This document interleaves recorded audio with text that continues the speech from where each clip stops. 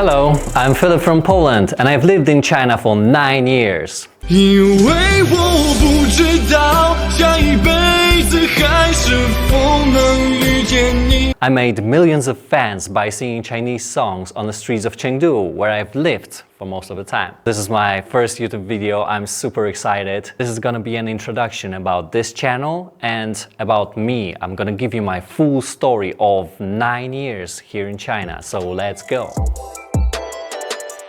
Everybody knows that China is undergoing huge changes, and I was lucky to see a lot of these changes. Now I'm going to share my knowledge and experience with you. And I'm not only talking about visual aspects like roads, buildings, or whatever. I'm also talking about values, culture. I want to give you an idea about how Chinese people think, how they see the world, what they listen to, what they watch, what they eat. It might be useful for people who want to come to China for tourist or business reasons. That's correct. Thank you, Lora. This is my AI co-host that I made with technology available here in China. It took you 3 hours to make a 10-second video. Yes, that's why she's not gonna speak too much.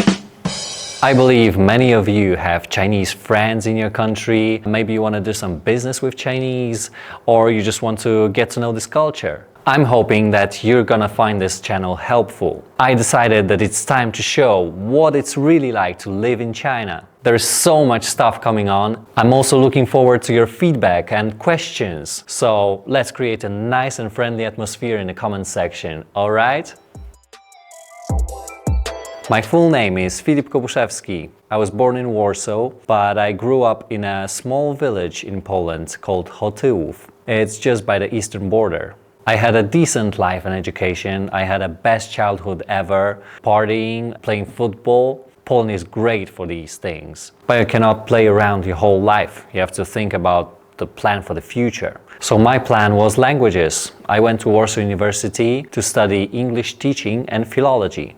And at the university, one of my friends told me that China is super hot and that we should go and study Chinese. And I was like, yeah, why not? So I learned Chinese for over a year with a Malaysian teacher. And I told everyone that I was going to China after I graduate. So I had no way back. I had to go, but it wasn't that simple. I didn't know anyone.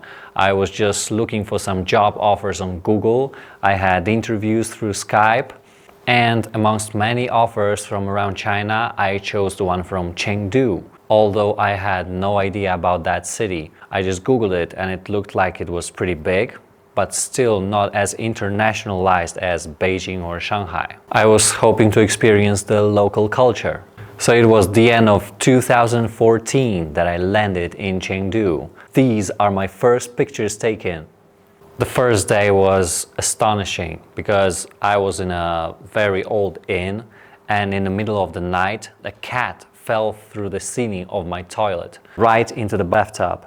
It's really symbolic for me because since then I just love cats and cat people. But anyway, my first job was teaching at vocational school. So if you ever taught in China, you'll probably know that people really take a good care of you, or at least they're trying. I felt like I have just joined a family or something. After work, they would take me to a restaurant and they never let you pay for anything. People in China feel like they are hosts on their own ground. So if someone comes from abroad or even from another province, the host will insist on paying for everyone. It's a culture thing. But anyway, the agency that got me there stopped paying, so I had to look out for something else. So while exploring some Korean bar, I met some interesting people. In China, especially as a foreigner, you get random business ideas from random people. So the plan was to open a school. But before that, I was like an assistant to one of the bosses. So here I am at the door, welcoming guests, going to business dinners, drink with other bosses. Drinking for a living sounds good for a Polish person. Yeah, then KTV till late. I couldn't really sing at that time. Before I only sang at Legia Warsaw's games and in church when I was an altar boy. So I spent 10 long months in Zhongjiang. It's around 2 hours drive from Chengdu, a little county of population around 1 million people. Let's compare it to Chengdu, 20 million people. The population of the whole Sichuan is in top 5 of all the provinces, counting over 80 million people. So we opened an English school. The bosses gave the money and I was the CEO. I had a personal assistant that was my friend from football. He was the only translator that I had. My Chinese was really bad at that time. So I did everything with him together. We found a proper place in the city center. It used to be a place for playing mahjong. We redecorated it. I planned all the teaching materials, sending leaflets on the street. We got a lot of support from the bosses as well. They gave us part of their stuff to work with us at the school. I was simply learning how to make business, and it was a very productive year. My Chinese went to another level. Unfortunately, I couldn't stay there. I got some visa problems and I even got arrested for 5 days. But it's a story for another day. After that, I went back to Poland, but I didn't want to give up on China. So it was more difficult to get a visa with a criminal record, but I was lucky. I went for the safe and comfortable option of working for one of the biggest training schools in Chengdu at that time. Many of my foreign friends already worked there. They helped me to get back to Chengdu, and after that, I had a wonderful time. Foreign community in Chengdu was awesome at that time. People from around the world, bars, clubs after work. There were leagues for foreigners of like football, basketball. Awesome people, some of them like retired professionals. Plenty of restaurants from around the world. Life was bustling, and I was living it for like 2 years. I made friends with people from many countries around the world. The only problem was that people stayed for like maybe 1-2 years and they just went away. The thing with people coming to China is that they are adventurous. They are people different in some way. After 1 or 2 years, they'll get bored and they'll go to some other places in China or Southeast Asia. Some people came here looking for a better life. Some already had a very good life in their countries and they give it up just to come and experience something different. Because it's not like you get to know this country on a 2-week trip after seeing some tourist spots, tasting some mainstream dishes. You need to live your everyday here to have the slightest idea what this country is really like. So my first impression was that it wasn't really different. Cars, tall buildings, people, everything the same, just in different version and quantity. It was just after a few years that I started realizing that we're not the same. But anyway, after 2 fine years, I started seeing some of my good friends going away. It's hard to meet new friends after that. New people are coming. They are having problems and topics that you've already been through. It's not the same bond anymore, and you know that you're gonna say goodbye to them at some point. So I decided that I had to do something with my life, otherwise staying here would just be a waste of time. I started getting to know the hip-hop society here in Chengdu. I started learning local dialect through the rap songs. When some of my Chinese friends listened to that, they were like, wow!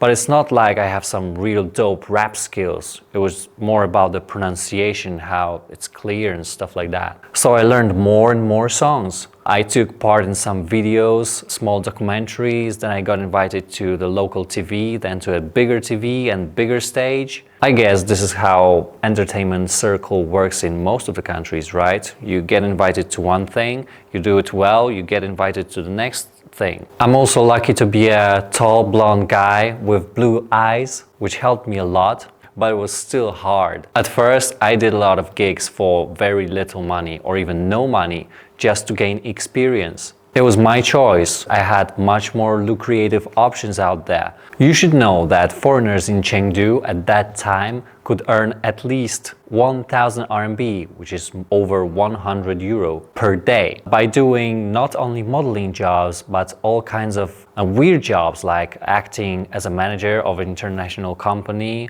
I am Richard from England, European General Agent of the Ginger Boss. We used to call it white monkey jobs. I didn't like that. I did something like that in the past and I was like, no, it's not for me.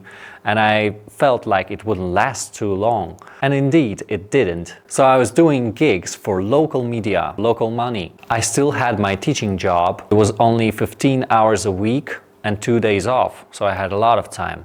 But the school was slowly cancelling such contracts. Life of expats in China wasn't that chill anymore. More and more people came, competition was bigger. So after a year of singing and hosting, I was also an MC, Master of Ceremonies. The income was stable enough to quit my teaching job. It was 2019, a year before the pandemic, so there were a lot of gigs at that time, but also a Chinese TikTok was getting popular. I didn't like it at first, but with the growing impact of this platform, I had to embrace it. I'm definitely gonna make a video about TikTok, so I'm gonna skip the details about the platform now, but I'm gonna give you a slight idea of choices that you have in China if you wanna do the video seriously. Because it's not like on YouTube that you get money for views. Views and earning money are two different areas. Making good content is already hard enough, while making money and not breaking heart of your fans is completely another. So a lot of video content makers would seek help amongst professionals who'd help them with all this stuff. So I had a content, I could speak fluent Chinese and even better Sichuanese. I was rapping and beginning to sing, as I already had a lot of singing classes. I just needed someone to help me with all the work behind the scenes, like shooting and making money. I talked to many companies, MCNs, but they offered really bad arrangements. Signing a contract with one of them would be like putting your fate in devil's hands. Because you gotta know, if everything goes nice and fine, then both sides make money and they're happy. But if they give up on you, they lock you with your contract and it may even ruin your career. There are countless cases of influencers waging wars with their MCNs, and I didn't want to be one of them. I thought that I should make a team of my own. I set up a team with a Chinese guy I knew for some time. I felt like he was a very good person. He had good camera skills and was a very good singer. So we signed a contract that I didn't pay too much attention to because I saw it as two friends doing something together. So we did it. We shot videos and we made tons of views. Then we made some videos of me singing on the streets and they slowly went viral. It was actually very simple to get the views. I just had to sing hot songs that the platform was promoting at that moment. I got massive views. My most successful video came at the beginning of 2020, just before the Chinese New Year. It got top 1 of that day of the whole platform. It was awesome. People on the streets, they recognized me. I went to the restaurant and the boss not only gave me 50% of discount, he also ran through half of the city just to see me in person. I enjoyed it all for nearly 1 day because the next day the pandemic came and changed everything. 2020 life after the pandemic.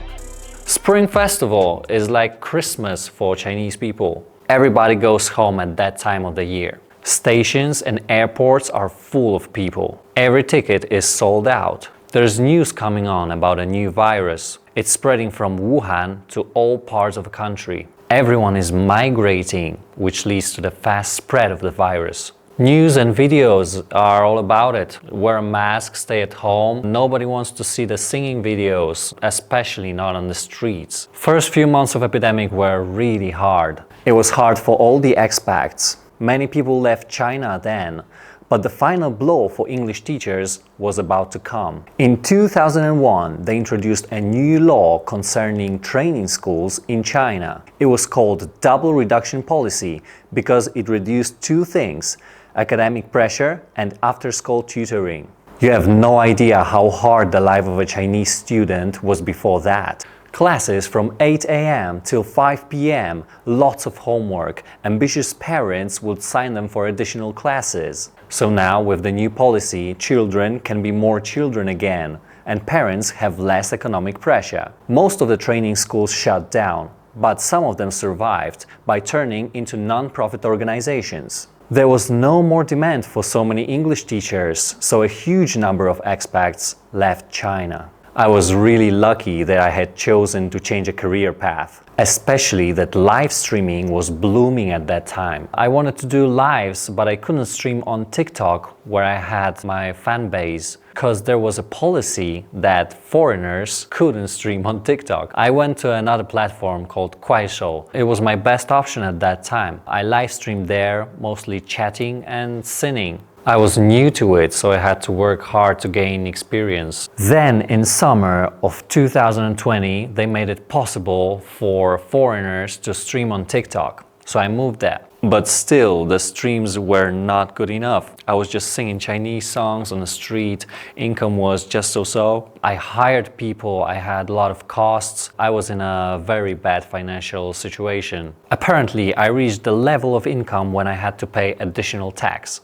So for a Chinese person, the solution in such a situation would be to become a legal person and continue work as a company. But as a foreigner, I couldn't do it. The people I was working with didn't have the necessary connections to resolve this problem. It led to a lot of bad blood. We argued, I was broke.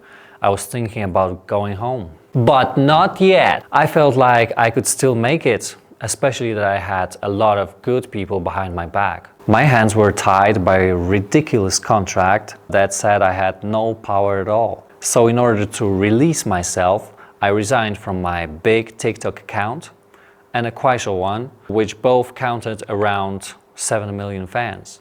There was also quite a sum of money on my TikTok account to be withdrawn, and I gave up on that too. But after all, I got a release and I was free.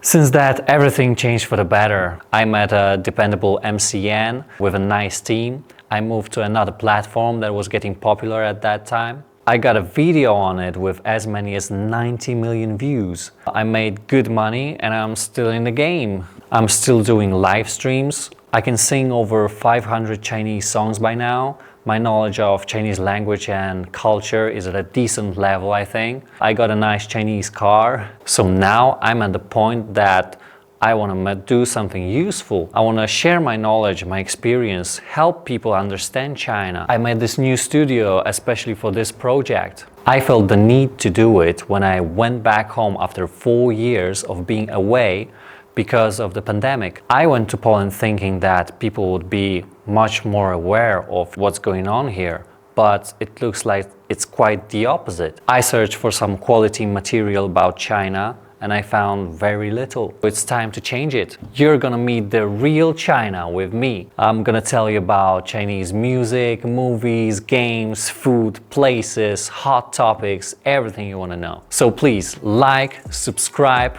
comment, and see you in the future videos.